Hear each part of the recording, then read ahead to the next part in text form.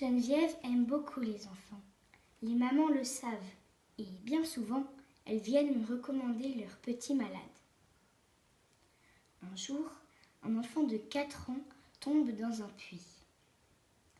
Malgré les efforts de ses sauveteurs, l'enfant demeure complètement sous l'eau pendant plus de 3 heures.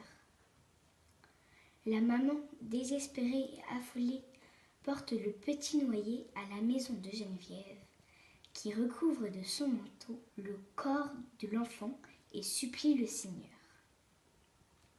Peu à peu, le cadavre reprend vie et c'est un enfant ressuscité qu'elle rend à la mer. De l'Épiphanie au Jeudi Saint, Geneviève ne sort plus.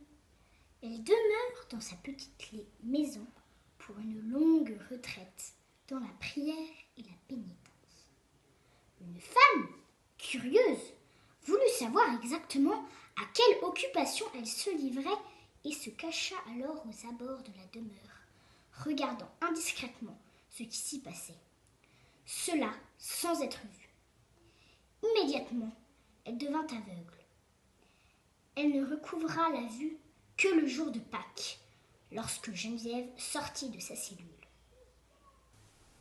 Au temps de notre Seigneur, le démon, furieux, manifestait souvent sa puissance et sa colère en prenant possession de pauvres êtres qu'il faisait beaucoup souffrir. Dans l'Évangile, on parle souvent des possédés.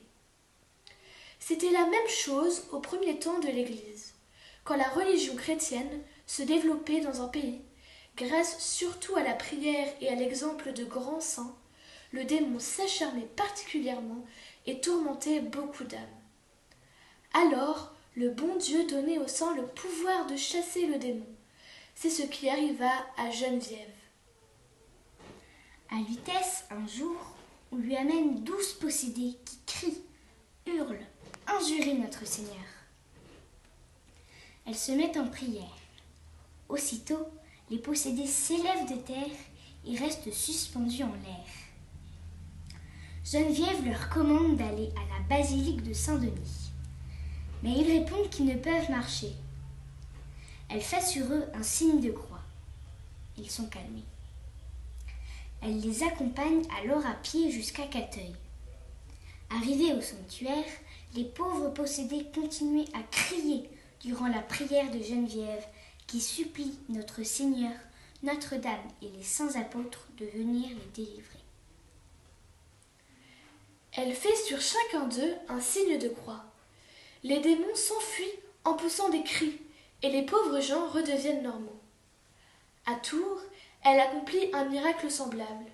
Les démons, par la bouche des possédés, associent les noms de Saint-Martin et de Geneviève à leur blasphème et à leur imprécation.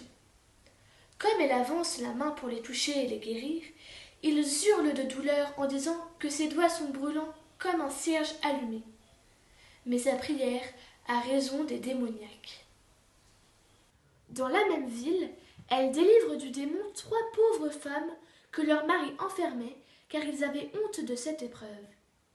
Elle se rend chez chacune d'elles, prie et, par des onctions d'huile bénite et la grâce de Dieu, les démons s'enfuient.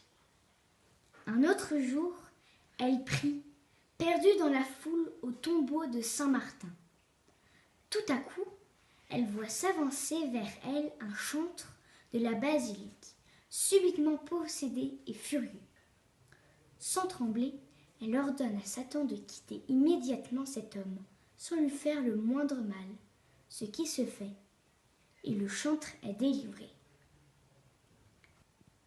Geneviève fit encore beaucoup d'autres miracles.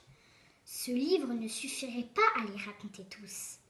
Mais il faut savoir que par sa prière et son action, la période de paix qui suivit pour les Parisiens, le départ d'Attila, servit au développement de la région chrétienne à Lutèce et dans les environs. Geneviève voyageait beaucoup à une époque où les moyens de communication étaient rares, lents et inconfortables. Nous l'avons déjà vu se rendre à Tours, à Orléans, à Meaux, à Laon. Ta servante écoute, Père Saint, fais de moi ce que tu veux.